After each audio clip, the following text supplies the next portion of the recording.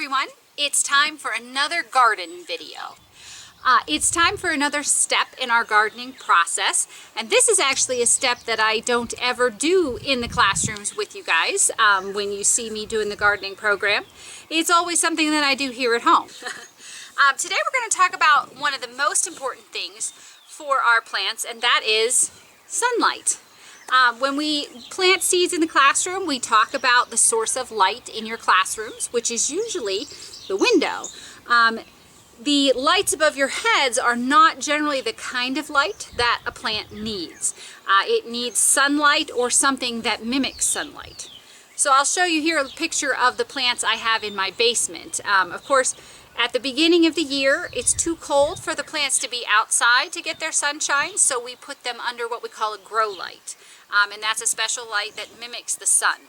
So that's where the plants are right now. When we plant our plants at the very beginning, I usually plant them in very small pots. And then as they get a little bigger, their roots begin to grow out.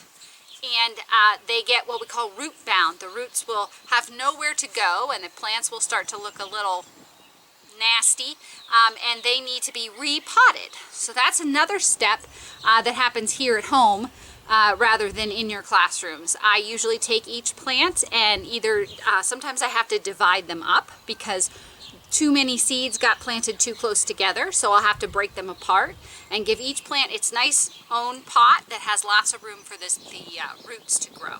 So I said we were going to talk about sunlight. Your plants do need sunlight, and we're going to read a book together to talk about what happens there, why your plants need sun, and what they do with it.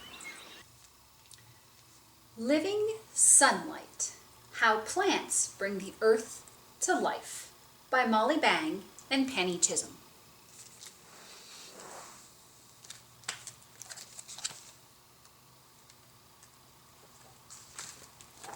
Listen to me.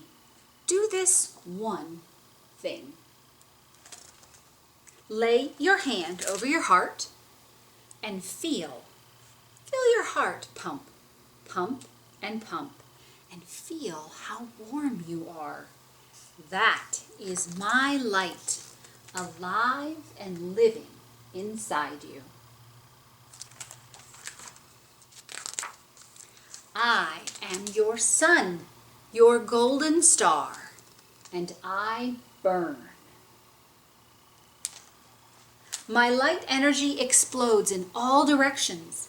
Most fades into endless space, but some tiny, tiny part of my light falls on your small planet, Earth.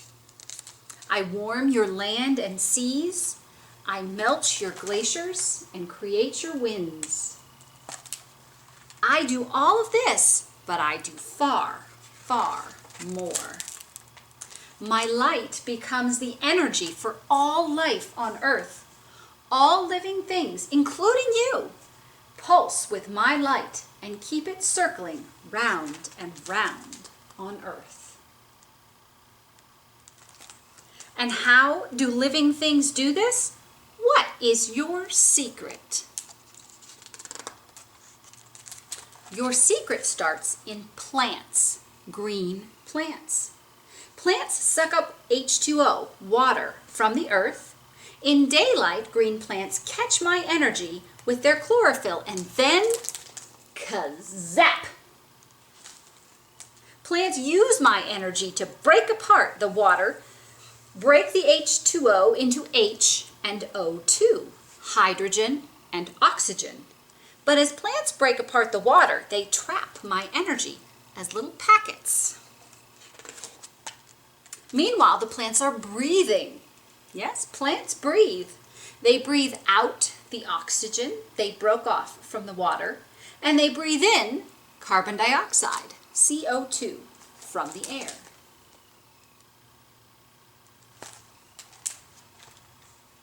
Now, plants use the packets of my energy and the carbon dioxide from the air to build sugar. And with this sugar, plants build all their parts.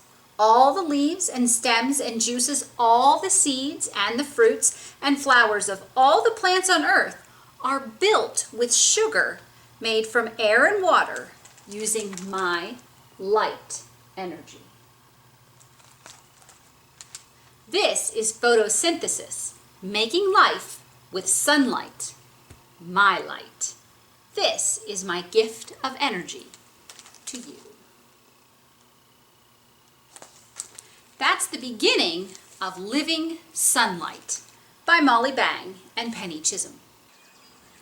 However, sun can also hurt your plants. So when we are ready to pull our plants out of the basement and put them outside, we do a process called hardening off. And what that means is you're basically just getting your plants used to being outside. Down in my basement, there's no wind, there's no pouring rain, there's no really hot sun, and all those things take some getting used to for your plants. You can't just take them directly from your inside right out into the garden. They generally won't do very well with that. So we do what we call hardening off, which means we take a cloudy day, which I thought this was going to be, but the sun's just come out. So, but we take a nice cloudy day and we bring all of our plants outside and we leave them out for a few hours and then we put them back. And then every day we give them a little more time outside, and over the span of about a week to 2 weeks, your plants will get used to being outside. So we read that beautiful book, at least the beginning of it, Living Sunlight, and that talks about how your plants take the sunlight and they take water and they use the air and they make sugars, and they use those sugars to build the food we eat. So sunshine is essential in creating the food you eat.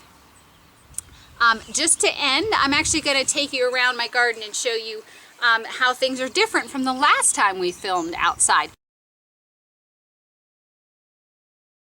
These are my pea plants, and tradition says that you plant your peas on St. Patrick's Day. So these seeds have been in the ground for more than a month, and you can take a look and compare to the last time we had these guys on film. They're growing pretty good. They've gotten a good deal bigger. Are my strawberry plants, and that's these little guys. So they are what we call perennials. They come back every year kind of on their own, and they also spread on their own. And if you see right here, this little guy is already blooming. So in a few, quite a while actually, but in a while those blooms are going to become strawberries. Now, I don't know if you guys know, but in the last week we've had some pretty catastrophically bad weather, which meant that some of these plants had a real tough time. If you look, see this bloom here that is black? That one likely got frosted and probably will not become a strawberry. But these new blooms here that are yellow in the middle, we're hoping that they will come through and we'll get some strawberries there. And here are my blueberry plants. My blueberries are doing okay. They also had to weather that super cold weather. So I'm not sure how many blooms how many berries we're gonna end up getting, but we do have some nice plants. And if we pause here and look for a little bit, you should be able to see some movement on these plants. The insects are definitely out right now, and they're definitely working these blueberry blooms. So there's lots of natural bees here. I haven't seen any honeybees yet, but the bumblebees are out as well. So we have lots of bees. So that's our garden program for today. I hope you enjoyed it. I hope you guys are gardening at home. It's never too late to start.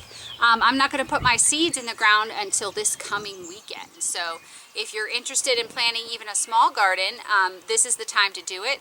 And this coming week I'll show you a way to grow a garden without having any land. There's lots of fun things you can do in containers, so I'll show you that later. As always, visit our website, www.newtonfalls.org, to check out ebooks, and I'll attach a list to this video of great garden books for kids.